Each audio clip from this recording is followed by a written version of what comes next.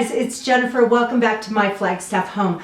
I'm here today for another pine needle basket making tutorial. This is going to be the best one yet because I filmed it with new camera angles that show up close and personal all the details of making your own pine needle basket. So you may have seen some of my other ones. My first one shows how to make a pine needle basket with more of a Native American style.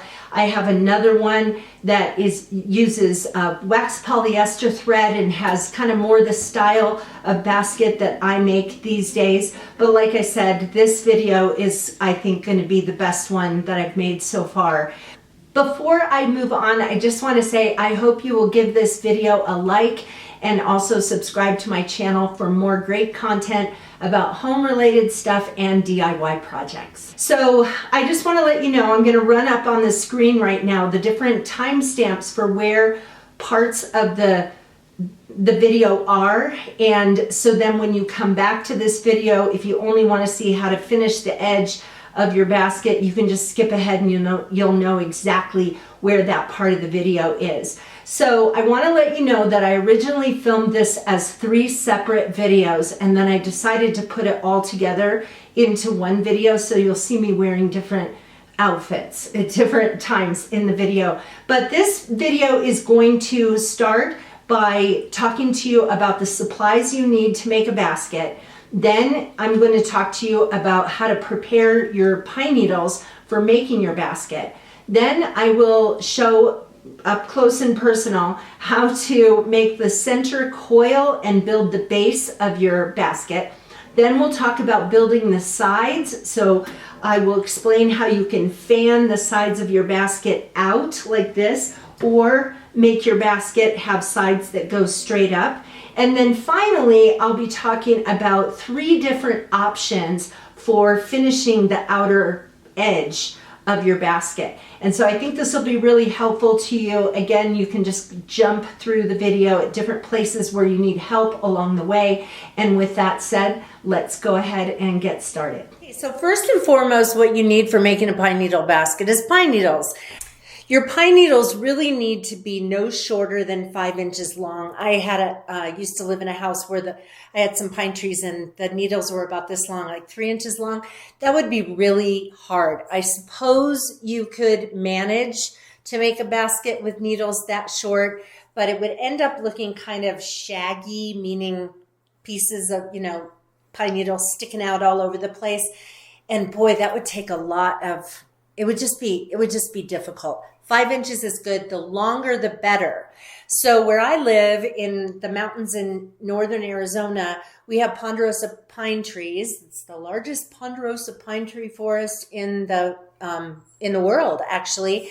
And our needles are about anywhere between 5 and 10 inches long. Since I have the option of getting needles that are longer, I try to go with the longer ones, since it's not hard to find an 8-inch needle. Why use a 5-inch one? So it's just easier to use longer ones. So you need pine needles. So then the next thing you need is thread. And some people use, traditionally they used animal sinew, and that's not what I use. Also, some people use raffia. And I have made some baskets with raffia. It breaks pretty easily. So what I recommend and what I personally use is wax polyester thread. So this is a large roll of white wax polyester thread, and I'm going to link all of these things for you in the space below. I use a variety of colors. I love white and black for the contrast. I also like using brown or tan because then you don't really notice the stitches that much, and what you really pay attention to is the beautiful variation of colors of the pine needles. Anyway, you can just experiment with colors, but what I really recommend that you do is get a set of smaller spools of thread. This is a bigger one, and a set that has several different colors. And so I'm going to put a link to one of those sets that you could take a look at. And it has just, you could probably make 1 basket, maybe 2 if you're making small ones, out of one of these spools. And it comes with, I think, 6 or 8 or 10. You can get different varying amounts of these spools of thread, and they just come in a different variety of colors, and then you can decide which ones you like. And wax polyester thread is really not terribly expensive for as many baskets as you can get out of them. Okay, the next thing you need is a nice needle, like a tapestry needle, something that has a point on the end. You don't want it to be blunt. So you can decide how long you want your needle to be. Mine is about, probably about close to 2 inches long. I think that's a good length. You could certainly use a shorter one than that, but I think about 2 inches is good. And it has to be pointy, and it has to have a large eye because the thread is fat. And so it's much easier to get through when you have a large eye on your needle. What I have linked for you below is the smallest number of needles I was able to find on Amazon. I think this comes in a pack of 30, and it was really inexpensive, like around $5 or something. So yeah, so anyway, you need preferably 2 needles. 2 is helpful, but not necessary. Okay, you also need a good sturdy pair of scissors, just because, well, for the way I make pine needle baskets, I cut the cap off the end, which is also called the fascicle. And I cut that off, and if you have flimsy scissors, it would just be harder to do that. So you need a good pair of scissors. You also need a pair of pliers. These are just craft pliers, but you could use industrial kind of pliers. Needle nose pliers are the best because sometimes you have to get in there with your pliers to kind of pull, and it helps to have needle nosed pliers. You don't need pliers all the time while you're stitching, but there's a certain point when you're making the basket where you will need to have a pair of pliers. And then the last thing you need is a piece of a drinking straw, about a 1.5 inch piece. And now I use a copper, this is a gauge. It keeps the coil a consistent size all the way around so that your coil isn't skinny in some parts and fatter in others, which will make your basket kind of wonky and not symmetrical. So a gauge helps with that. And I use a copper gauge that I bought. I have linked that in the space below in case you're interested, but a drinking straw, that's really all you need. I would say a milkshake straw would do, but if a big fat like straw that's for smoothies or whatever, you don't want it that fat. You can, some gauges are that big, but I would just say typical drinking straw cut to about 1.5 inches. If it's 2 inches, if it's 1 inch, it doesn't really matter. But yeah, that's what you need. So those are all the supplies that you need. Now we're going to talk about cleaning and prepping your pine needles. So when you gather up your pine needles, they're going to be in a big mess, and you're going to need to sort through those pine needles to make sure that you get rid of the ones that are too short, the ones that are broken. If it's a cluster and it only has 2 needles on it instead of 3, that's okay, as long as the needles are not broken and they're the right length. So you're going to sort through, and I like to put them all in the same direction. Let me just show you here. So I like to put them so that the fascicle, or the cap as I refer to it, is that the fascicle ends are all on one end and the pointy ends are all together in one direction. So sort through and get them all together. And you may be wondering, like, how many pine needles do I actually need to make a basket? This amount right here, if you can, let me turn it this way. See here? This amount right here would make a small basket. So it really takes less than you think. And let me show you this bag right here. So this, sorry for the glare, this amount would make probably a small to medium sized basket. Yeah. So you don't need a ton. I would say if you're going to go out just to experiment and see if you like the process of making pine needle baskets and you don't know how many to gather up, I would say gather up a good sized bag of them and maybe like a tall kitchen trash bag.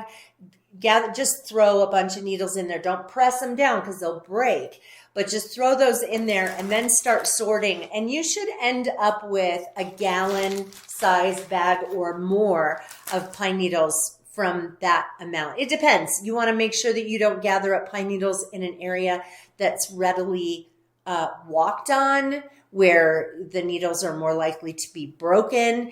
And the best place to find needles that are long is near a water source. So the ones that are in my backyard near my garden where I have a watering system, those have really long pine needles for this part of the country. And also there's a place on the side of my house where my neighbor's yard and my yard kind of form a wash sort of down the middle. So when it rains, the water gathers down in there, and those trees have long pine needles. Also, these areas are not walked on very much. So, okay, when you get your pine needles, you're going to want to wash them because these things have been out in the elements. They have dirt on them. Critters have been running over them and doing their business on them. And if you're going to make some nice thing that you're going to bring into your home, you're going to want the pine needles to be as clean as possible. So what you're going to do with your pine needles is first wash them, and you want to wash them in warm water. Now, there's one part where I would strongly recommend that you use another container, but this part of the washing process, you can just use your sink. So you're just going to put them, or you can put them in like a casserole dish or something, and wash them in that. But anyway, you're going to want to wash them in warm, soapy water. And it doesn't have to be tons and tons of soap, but just needs to be warm, soapy water. And then you just start agitating the pine needles. You will see lots of dirt coming off of them. If they're really, really dirty, you may want to wash them more than once, but you're going to want to wash them and then rinse them really well. And then you may want to try to just put some water over the top after you've rinsed them, and then see if any more dirt is coming off. And if it is, then rewash them. Because like I said, you're making something really nice out of it. You're bringing it in your house, and you want it to be as clean as possible. The next step, we're going to actually put hot water on them, but I just need to point out that they're never going to be sterile, not completely sterile, but we can get them to be clean. Okay, so after you've done that, this is where you need to either put your pine needles in like a utility sink, if you have one out in your garage or laundry room, or in a plastic shoebox or some kind of thing like that, because you're going to take these pine needles and you're going to put really hot water on top. Now, it doesn't have to be boiling water. You can if you want to, but it doesn't have to be boiling, but it needs to be hot, like hot enough that it is uncomfortable for you to leave your hands in it. That hot, okay? So if water like that comes out of your tap, that hot, then you can use it out of your tap. But otherwise, you may need to heat it up in the microwave or on the stove. You pour that on there, and then you let this sit for an hour. The reason you do it is twofold. First of all, it helps to clean the pine needles even more. But the other thing that it does is it softens the pine needles, and that makes them easier to work with. I've had this question asked of me where people have wondered, do I need to change out the water if it starts to get cooler? The answer is no, you don't have to do that. Just pour that really hot water on there and let your pine needles sit for an hour, and you're good. Even if it gets completely cold by the time you come back, it's okay. So now you have your pine needles washed and rinsed and soaked, and so they should be pliable. So you should be able to bend them, like here we go. And they're nice and soft and ready to use. So what I recommend doing is taking your pine needles and putting them, I don't have, these are actually glycerin treated pine needles, which I'm going to be doing another video about. So if you want to do that, take a look at that video. But these glycerin treated pine needles don't need to be stored the same way. But what you're going to do is just take a zip top bag and put the pine needles in there wrapped in a damp paper towel. And this will just help to keep them from drying out again, as soon as you start working with dry pine needles, they're going to snap, and you want them to stay moist.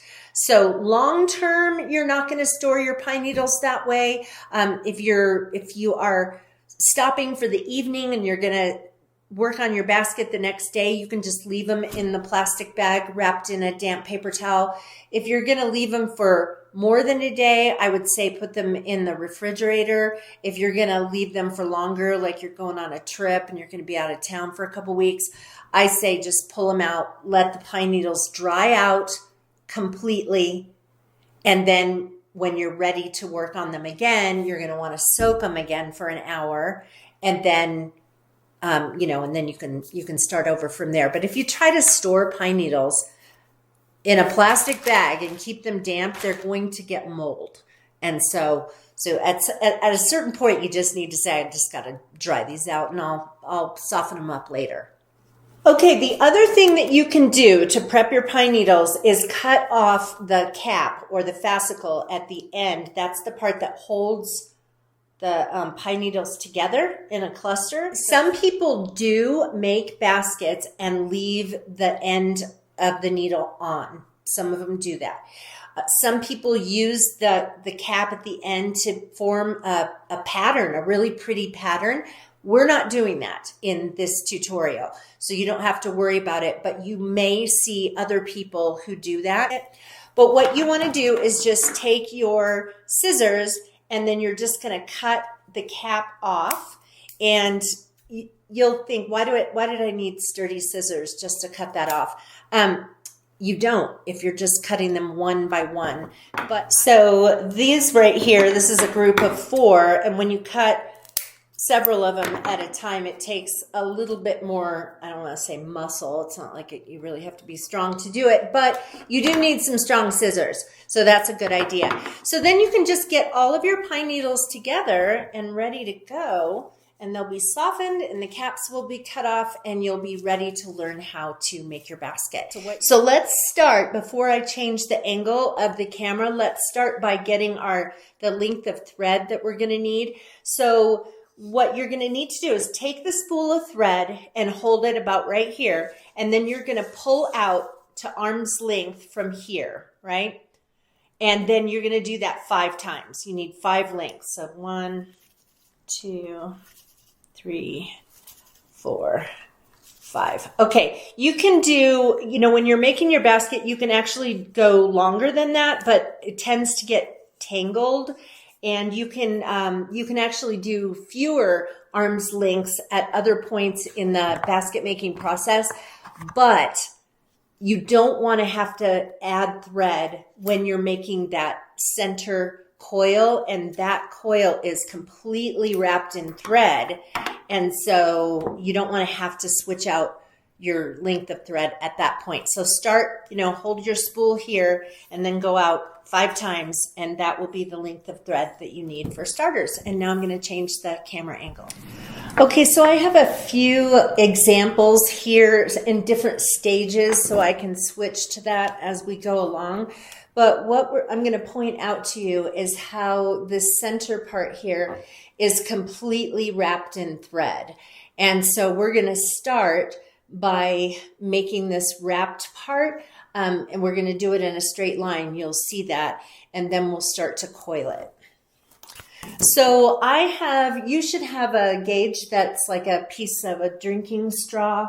Where do I have that? Somewhere. Yeah, you don't need to have a metal gauge like mine.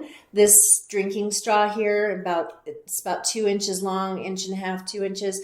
I used this for probably making my first 25 baskets. So it was only recently that I got a copper gauge, and that helps to keep your coil consistent width all the way around. So what we're going to do for starters is take your damp pine needles. They all should be faced in the same direction.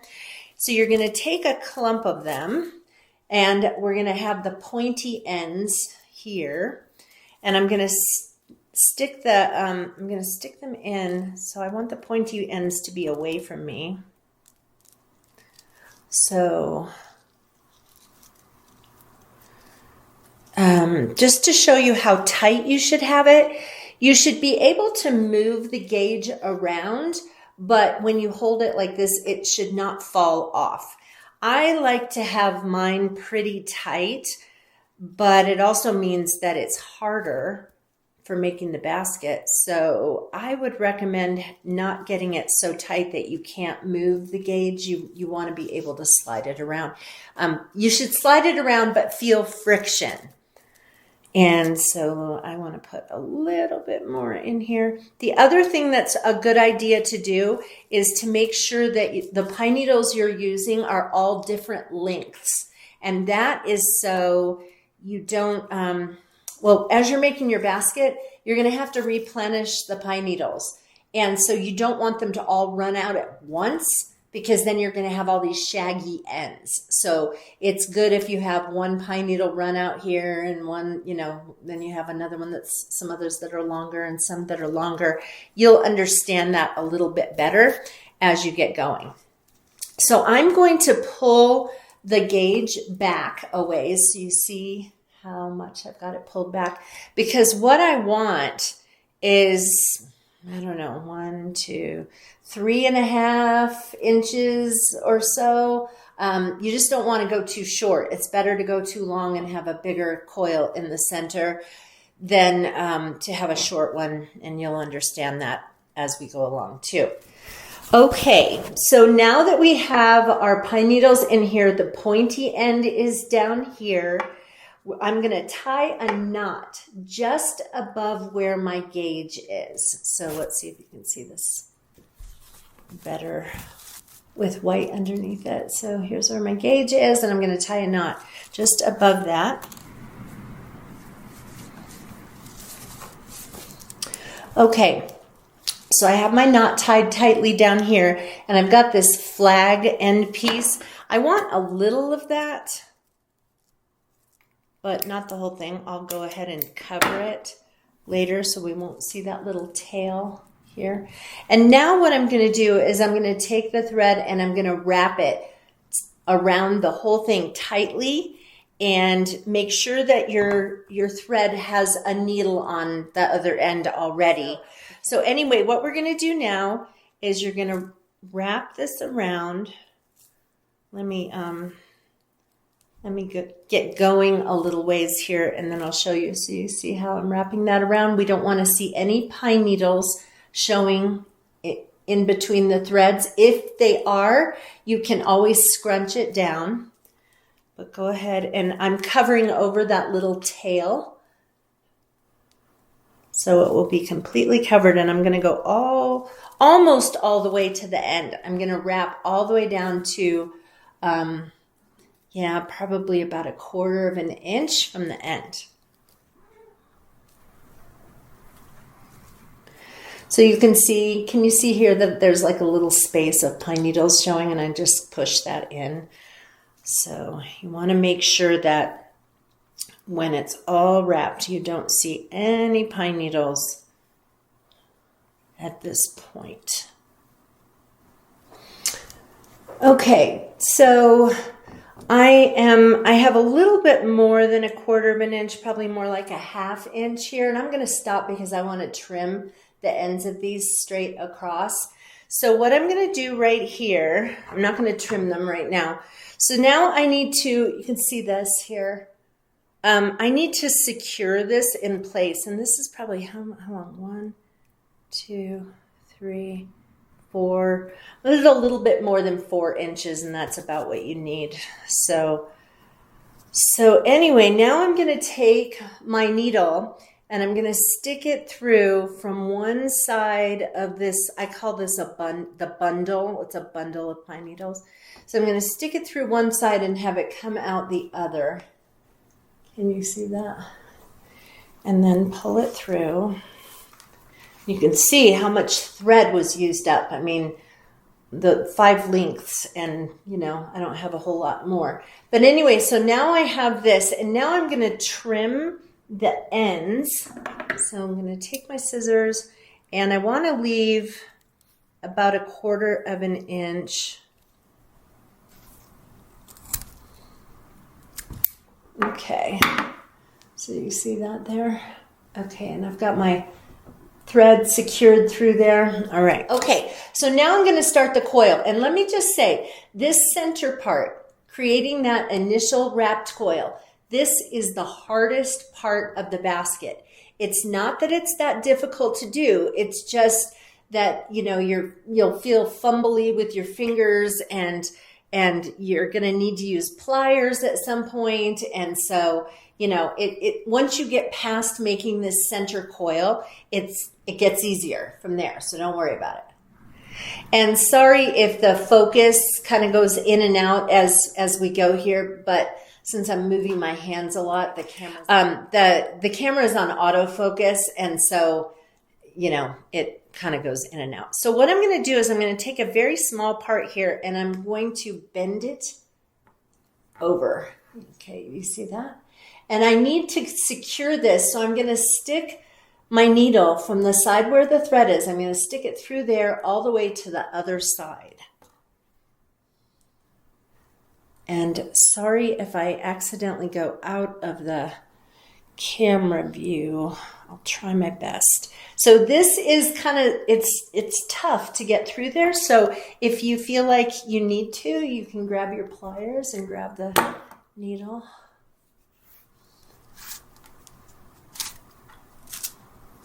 And pull that through. So then we're going to fold it again.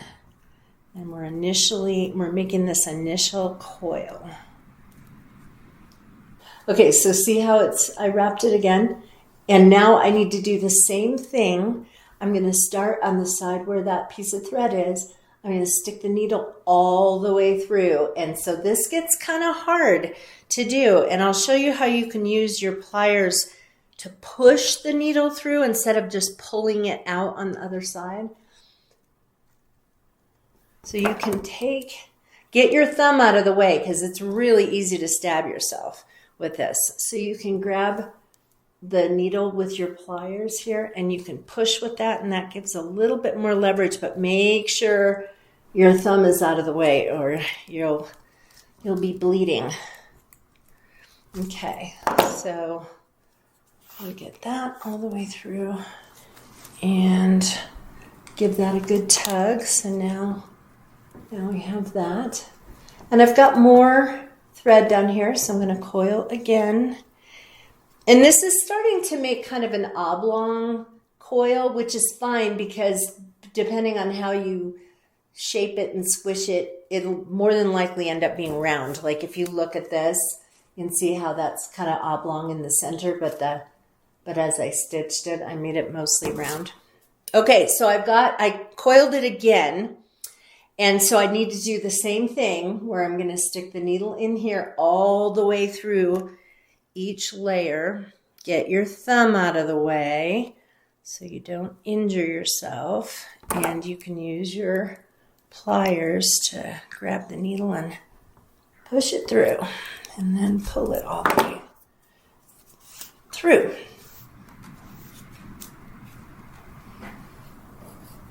All right, so now I have finished that. See there? If you need to, if it feels flimsy, you can stick your needle back through that direction and bring it back out if you need to. I actually feel like I want to do that. So I want to make sure it holds really tight. What I'm going to do is angle it this way. So can you see that? I'm going to angle it that way. And then I'm going to come back across so that my needle comes out really close to where the end of the wrapping is.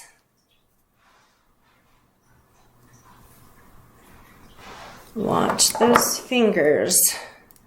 Because even though it's very common to stab yourself when you're doing this, it's not fun, so you might as well try to avoid it. Okay, so now look at this. Now I don't have to hold it. It's pretty secure, but I need my thread. My thread end is over here, and I need it to be over here where because that's where we're going to start stitching around. So I'm going to stick it through one more time and have it come out right near where that wrapping ended.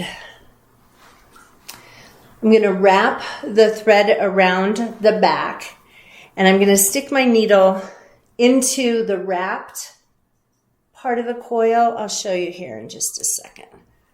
So, can you see that? I'll show you. It'll be easier to show you on this next one. Okay, so I'm going to wrap my needle or my thread around this way. And do you see how I'm leaving a space so you can see a little bit of the pine needles here? The first couple of stitches you may not see the pine needles, but the point at this part of it is to make sure that pine needles are showing. So I go around the back and I stitch into the wrapped coil and then pull it through the front. And so let me show you what it looks like after the first stitch. Actually, you'll be able to see it better after the second stitch. So let me go ahead and do that one.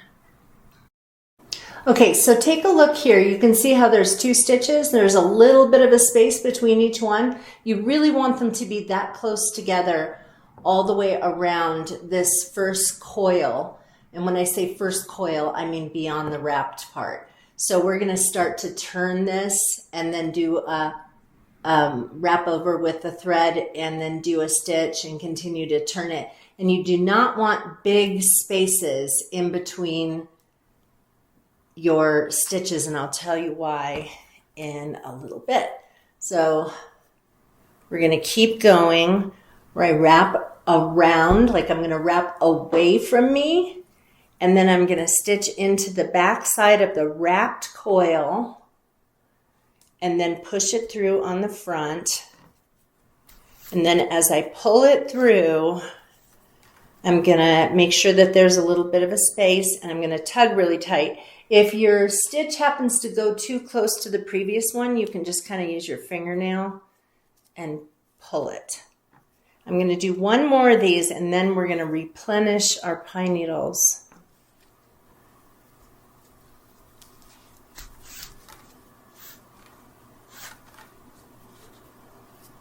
Okay, so you can see that my little bundle here is getting really short. They are different lengths, but it's getting short. So we need to replace some of these. So what you do is you take the pointy end. This will save you a lot of pain in the future if you put the pointy end in the center of the bundle. So you take the pointy end and you try to put it as close to the center of this bundle as possible. If you put it on the outside, the ends are going to be out here and they'll show and it'll look really shaggy. So you try to stick this into as close to the center of the bundle as you can, and then you end up with this really long piece out here. So put a few of those in. Remember that you want the gauge to be snug, but you don't want it to be able to fall off, and you don't want it to be so tight that you can't move it. So mine is pretty snug here. So I'm going to go ahead, I'll wrap some more and do some more stitches, and then I'll keep adding more pine needles. So do this one, and because it's on the turn, the corner, I need to pull really tight so that it starts to fold over like that. Remember, you're taking your thread and you're wrapping away from you, around, then you go into the back of the wrapped coil and then through to the front. And you don't have to be really precise in this because you can't be, but we get more precise on the next round. So I have created a little knot here, and my thread isn't even very long. So just if you get a knot, it's okay. Just kind of gently loosen it up if you get a knot that is so bad that you cannot, that you can't unknot it, then you can just cut it off, and I will be showing you in a minute how to add a new piece of thread, and that would be what you would do if you had to, both for replenishing your thread and for if you get a knot that you can't untie. So once again, we go around the back into the wrapped coil part and through to the front. Pull this out and tug really tight. Okay, so you can see it's holding itself in place. One thing that I'm always notice is that my fingers slip, and sometimes this will happen to you. If you're pulling really tight and your fingers slip off, it's just like your brain just wants to go back and grab the needle. And unfortunately, while our brain wants to go back and grab it, my brain doesn't tend to be very accurate, and that's where I stab myself a lot. So it is really helpful, if you find that you do that, to get a silicone thimble, and that just gives you some good grip. You can use it on both of these fingers if it's helpful, but for me it's particularly helpful to have one on my thumb. It just makes it so I don't lose my grip, and a lot of times too I don't need to use my pliers when I have a silicone needle or thimble on. If a metal thimble, I can't even imagine how a metal thimble would work. I can't imagine having something bulky and stiff on my thumb. Okay, so I'm going to go ahead and finish going all the way around with these stitches. Let me show you how close together they are. Some of them are closer than others. That's okay. You can always move them around. But I'm going to go all the way around to see where the wrapped edge is all the way around here. So when we get to where these open stitches are, that's where I'm going to stop, and I'm going to show you the next part of this. But before I do, let me just tell you, see how we're getting to where that original bundle, those are starting to go away? I need to keep adding in pine needles. You put the pointy end as close to the center of the bundle as you can, and you just don't want to get it to where this thing slips off. Yeah, so you're just going to keep adding these pine needles in so that when these end, you have a nice bundle still. You don't have a really loose, flimsy bundle. So especially when you're getting to the end of it. Usually what happens is, as I'm stitching, I find that I do about 2 or 3 stitches, and then I add 2 or 3 or, more maybe, pine needles. And then I do a couple of stitches, and then I add more pine needles. So it's not one of those things where you sit for a half hour just stitching. It's a back and forth process of stitching and adding pine needles. So now I've got a decent bundle there. And of course you're continuing to move your gauge down as you get closer to it. And I'm going to keep stitching until I go all the way around. I think I may have to replace my thread in a second. So when I get to that point, I'll start filming again. So I want to show you, this is what I meant by shaggy ends. See how there's little pieces of pine needle sticking out there? Most of those will be held down pretty well with the stitches that go over it.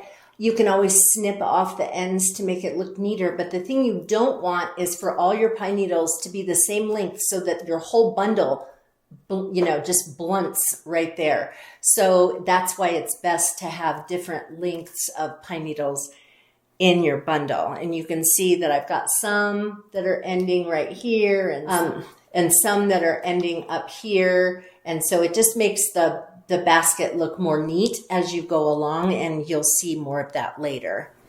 Also, I just want to point out that each time you make a stitch, you should pull pretty tightly. So you're actually giving it a good tug, and that's why the wax polyester thread is great, because then it grips on itself. But don't just do a loose stitch. I actually take a second on each stitch to just, give it a little tug. Okay, so now I've gotten all the way around to where my next stitch is not going to go into the wrapped coil. It's going to go into this other area where I've created stitches. And so I'm going to show you how to do that. But at this point, you may want to take your scissors and just snip off any shaggy area. Like there's an end of a pine needle, and you can just snip those off. Be sure not to snip the thread. Obviously, I have done that before, and I had to be very creative about how to repair the basket. So be really careful about snipping off the ends. All right. So the next part, this is where we just finished the hardest part of the basket. That was the hardest part. The rest of it is going to be much easier. It's harder to stab your needle through the solid wrapped coil than it is to just stick it through the bundle of pine needles. So you won't need pliers after this. I like to keep my silicone thimble on because it just makes it grippier and I like it, but you may not need to use that. Okay, so what you do from now on is, and we're forming the base, so we're going to go out flat, right? We're not going to start coiling or curling the sides up or anything like that. And you'll want to check it every so often to make sure it's flat, like lay it down, and if it seems wobbly, then it's super pliable. You can mess with it, and you can take care of mistakes if it's not shaped the way you want it to. These are really durable. So if you look at this, like I can give it a good tug and I can shape it whatever way I want to, but you want to make sure that every so often you lay it down on a flat surface and make sure that it's laying flat and not wobbly. All right, so when I make my stitch now I'm going to be more precise. So I'm going to do the same thing where I wrap my thread away from me. I come around to the back, and I'm going to go to the very first stitch that's there, and I'm going to put the needle in just to the left of the stitch on the back, and I'm going to come through just to the left of that same stitch on the front. So see how that is? I came through just to the left of the stitch on the back and just to the left of that same stitch on the front. And then I give it a good tug, and I want to leave a little bit of a space. Now, the stitches are going to start to get farther apart as the basket gets bigger. So, well, right now you can hardly see the pine needles. As the basket starts to get bigger, the stitches are going to get farther apart. And at some point, you may even want to add a stitch if they start getting too far apart, and I'll show you how to do that when we get there. So my gauge is feeling a little loose. So I'm going to put in a couple of pine needles.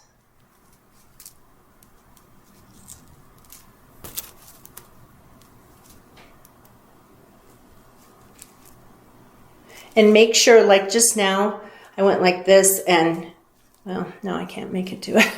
Okay, so see how I stuck it through and the needle, you can see the needle there? Yeah, you don't want that. It needs to be in the center of the bundle because one, it will be shaggy looking, and two, as you're working on the basket, you can stab yourself with that pointy end of the needle. There's so many things that can injure you when you're doing this.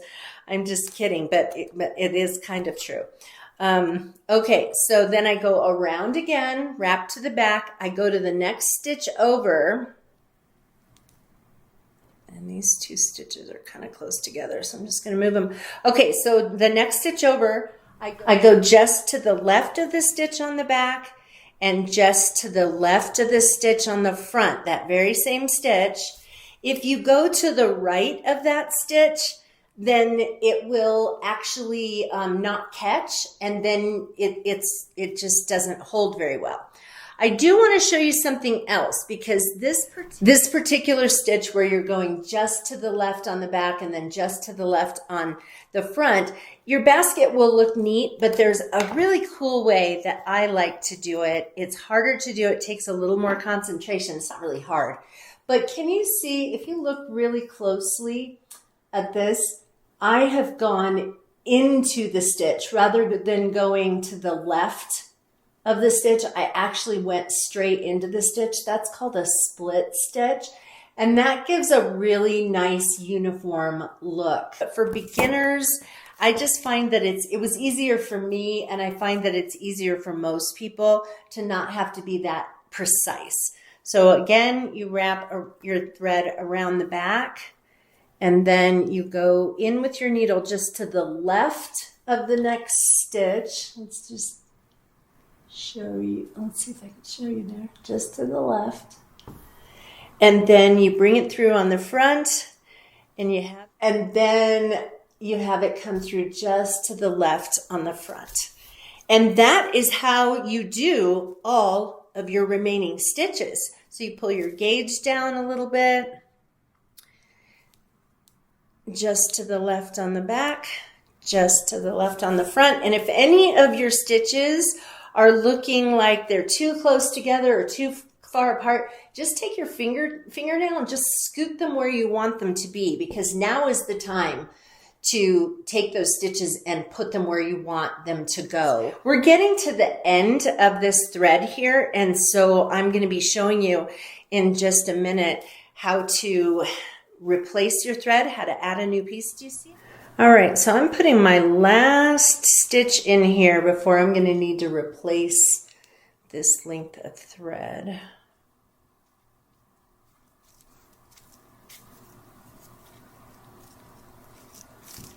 Okay, so you see how I just have a little bit of thread left.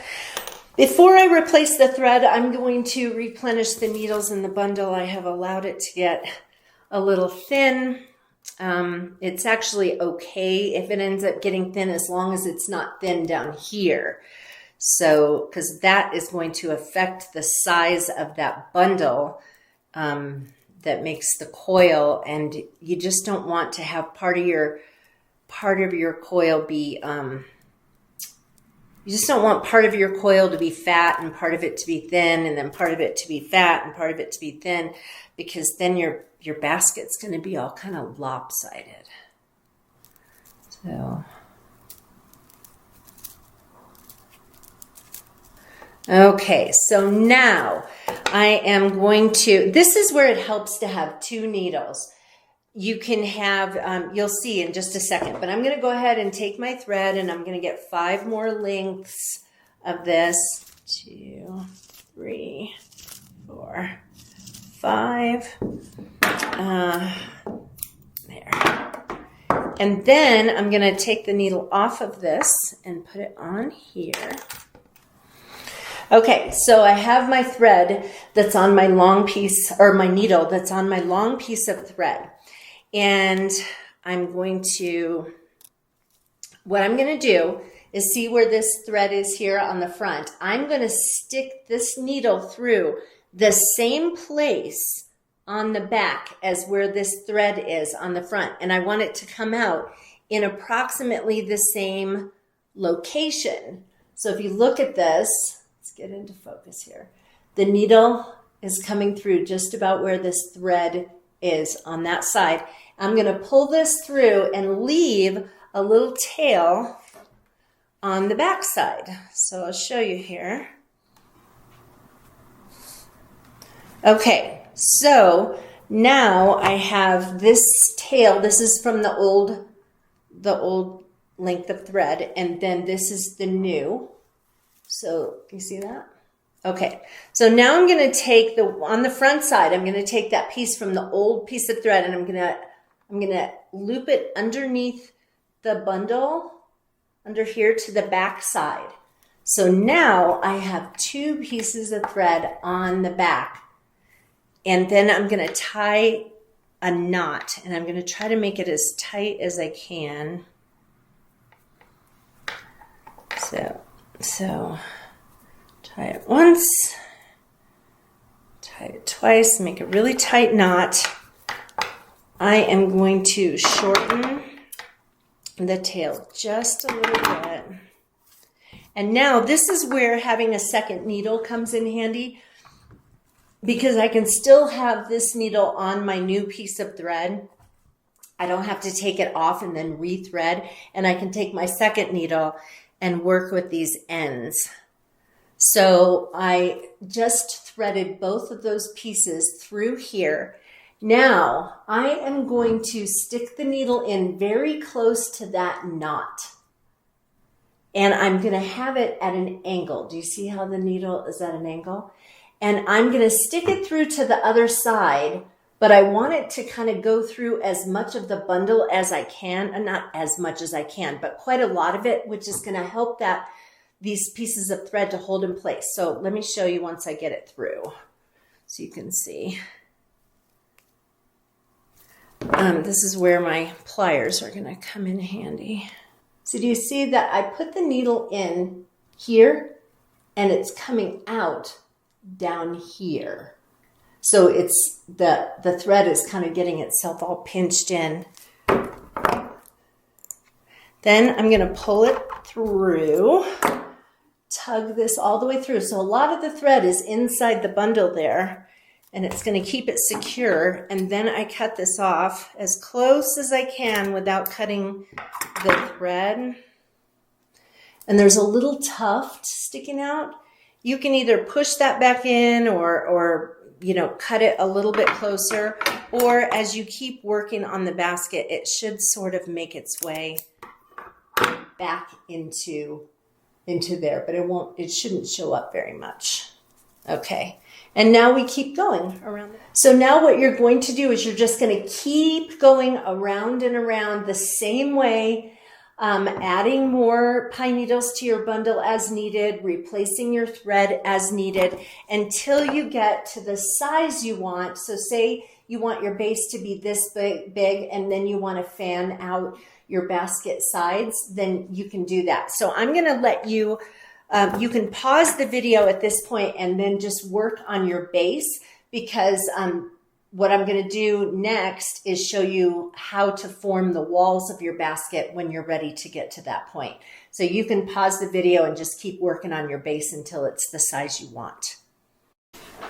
All right, so the next step is to form sides. And I just want to give you an idea of how large your base should be or could be. So let me grab a couple of my other baskets just to show you. Actually, I can give you a good example with this one. This is a decent sized basket, right? I have big hands. So this is a decent sized basket, but the base is not that big. See that? The base on this basket is actually a little smaller than this piece. And then the sides make it a more substantial basket. If I go straight up, it's going to look like a smaller basket, but you can go kind of fan out on the edges.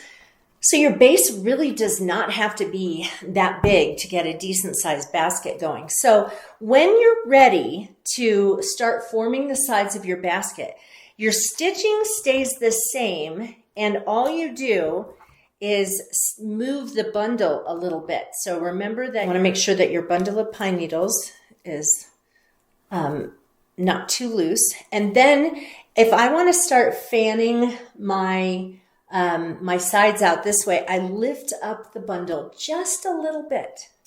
If I want my sides to go straight up, I'm going to lift it up and set it straight on top of that row. If I want to fan it out a little bit, I'm just going to go up just a tiny bit. So I make my stitch just like I've been making it all along for the base.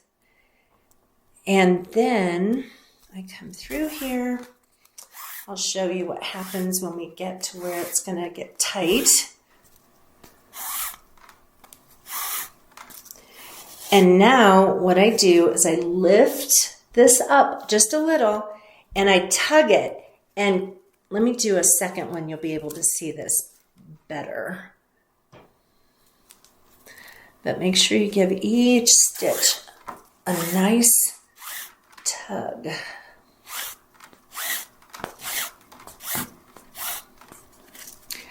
Okay, so now you see how I've lifted that up just a little? So I'm going to go around the whole basket with that same lifted part. Now remember, if you want the basket edges to go straight up, you're going to lay this right on top of that last coil of your base. If you want to fan out, then you'll do one round and then you'll go out a little bit more for the next round. But it's the same exact thing. The whole rest of the basket is the same exact thing. I'm going to show you here in a second how to add a stitch because there's a place where I can show you. But let's just do a few more stitches, and you just give it a little push and then tug, and that keeps your lifted area in place. So I'm going to go 2 more stitches, and then I'm going to show you where you could and why you might add a stitch. Okay, so I'm going to trim off a loose piece of pine needle here. Okay, so if you look at this, so you see how close the stitches are here, and then this one is wider. And the bigger the basket gets, the wider that's going to get. And then it can make your basket loose. By keeping your stitches closer together, your basket is going to stay really tight. But see how that, now I might not, if I wasn't filming this right now, I might wait another round before I added the stitch, but I want to show you this. Okay, so if you feel like you need to add a stitch, then, or you might just decide on a particular round, I'm going to add a bunch of stitches because I have lots of these places where the stitches are far apart, and it really will make your basket tighter, and it'll make it more neat overall. When I look back at baskets that I used to make, the thing I notice about them is that my stitches were farther apart, and it just made the baskets look not quite as tight. So what I'm going to do to add a stitch is when I make this next stitch, normally I would go to the left of this stitch on the back, but I'm just going to go right into the middle between this stitch and this stitch. I'm going to go into the middle right here, and I'm going to come through in the middle. I'm going to come through in the middle on the front, and then let me show you what's going to happen, because it's not going to look perfect on the back. You can make it look perfect on the front. So I'm going to take my thumbnail and I'm going to kind of hold that stitch in the center, because it will slide around and it will slide from one side over to the next stitch. It will slide around unless you kind of hold it there.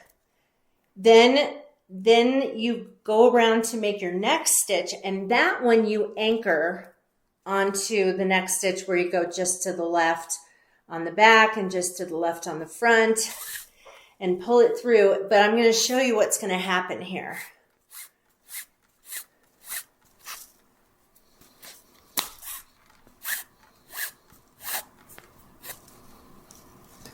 So on the front, I've just added a stitch in the middle. So you can see how there's a new stitch added.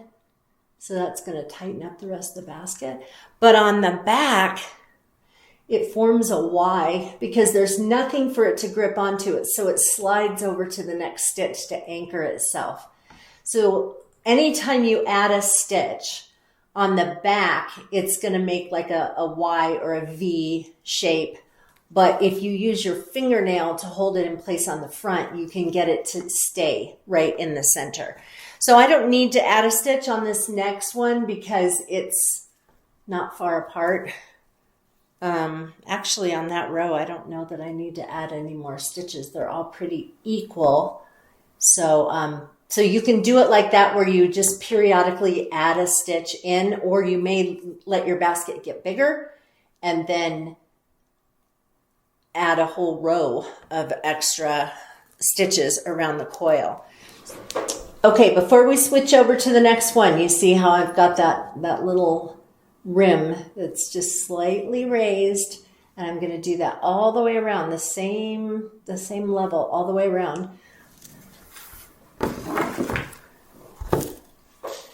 Now, when I go to this basket, this one doesn't have my gauge on it, but I'm just going to show you, see how the edge, how the basket is sort of fanning out just a little bit. So each round I went out just a little bit farther, and each round I went out just a little bit farther. If you're making sides that go straight up each time, you're just going to set that new layer, you're going to set right on top of the previous one.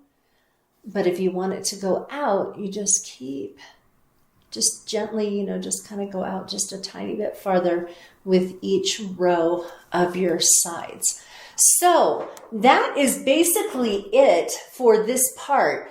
You now get to decide what you're going to do. You get to decide how big or small. Like if you could actually, like with this basket, it's fanning out, but I might decide I want to bring it back in again. And all you have to do is pull the coil. If I wanted to start bringing it in, I'd just pull the coil in when I make my next stitch, and I could bring the side back in. So you can shape it however you want. You can keep going and make something really huge.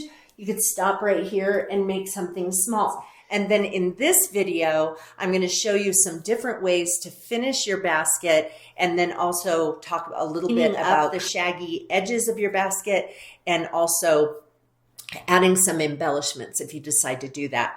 So the three options you're going to have. So right now, if you're watching this video, then I'm assuming that you've made your basket. You've got, if it's teeny or big or whatever, that you have the base and the sides, and the basket looks just the way you want it to look. So now you have some choices. With this basket, I didn't do anything with the edge. I just got to the point where I was done and I finished it. And then I put some little pine cone embellishments on it. With this basket, I did a little, well, let's look at this one. With this basket, I wrapped the whole outer edge with thread. And that gives a very different look to your basket. And so we'll talk about that. And then another option is to go every other stitch. So can you see this? There's like a wrapped part, and then there's a space, and then there's a wrapped part, and there's a space. And so that gives another different look. So in a second, I'll show you up close what those look like. And that will be your way of, you'll choose the option that will be your way of finishing your basket. And then, like I said, we'll talk about cleaning it up and putting some decorations on it if you want to.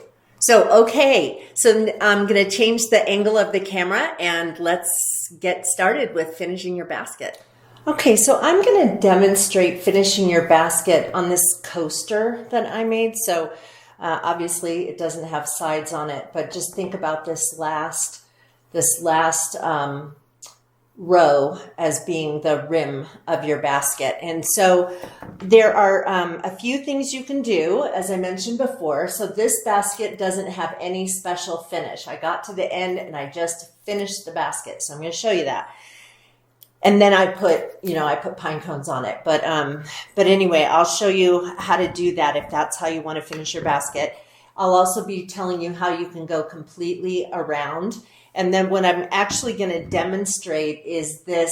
As you can see here, I've gone every other stitch. I've wrapped completely. So I've got a little bit left that I can demonstrate, and then I'll show you how to get to the point of finishing the basket. So, okay. So if you're going to just end the basket, you're just going to finish it, wait just a second, because you'll see how to do that. But if you're going to go every other stitch with wrapped parts, all you do is you just, instead of going over and just, making another stitch, you actually wrap between this stitch and this stitch. So I just do it like I did the coil in the center.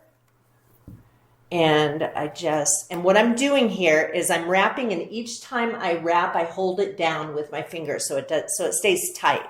So I go, and then you can also see that I'm holding the string tightly with my index finger, and I go around, and then I hold it down with this finger, and then I go around and hold it down. And I keep doing that until I get to the next stitch. All right, so now I've wrapped it to the next stitch, and then I'm going to secure it in place by making a stitch right there. I'm going to tug it really tight. Now, if I wanted to just go all the way around the basket with just a solid wrapped edge, then I would make that stitch, and then I'd wrap between this one and the next stitch, and then I would make a stitch, and then I would keep wrapping and then make a stitch and keep wrapping. And so that just secures it in place. But if you're going to do this every other thing, you wrap one and then you make a regular stitch.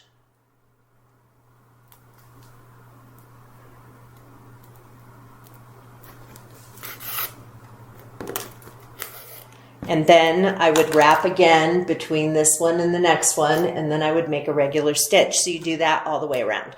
Okay, so I am to the end now here. I'm going to remove my gauge. And what I'm going to do to end the basket, and you will do it this way no matter what kind of edge you're doing on your basket. But what I'm going to do is, instead of wrapping and coming over to make a stitch over here, I'm going to stitch in the same place. So I'm wrapping it over, and I'm going to put a stitch in the same stitch as where the thread was coming out on the front, because I'm just trying to secure it in place. So I'm doing it in that same spot, and I'm going to do it again in the same spot. So now I've stitched twice in the same place right here. And then what I'm going to do now to secure the thread so I can cut it off is I'm going to do kind of that same thing that you do when you replace your thread, where I'm going to stick the needle in and I'm going to angle it so that it goes through the inside of the basket coil and it comes out on the other side, but farther down. So the needle is going in here, but it's coming out down here. See? So it's like an inch or so apart. And having your pliers is helpful in this. So I pull that out. So that is going to lodge the thread inside the bundles, like of the previous row. And now I'm just going to cut this off. So I cut it off so you can't see it. So what do I do with all this stuff here? What I'm going to do is I'm going to take my scissors and I'm going to cut at an angle. So I'm going to cut this off at an angle.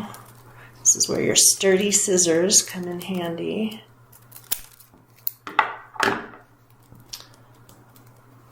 All right, so you see how I've cut that at an angle?